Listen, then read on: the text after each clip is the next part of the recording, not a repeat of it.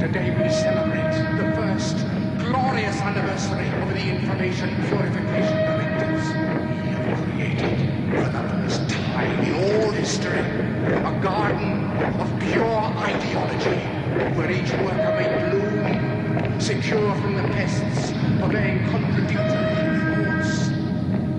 Purification of thoughts is more powerful a weapon than any fleet or army on earth. We are one people, with one will, one resolve, one cause. Our enemies shall talk themselves to death, and we will bury them with their own confusion.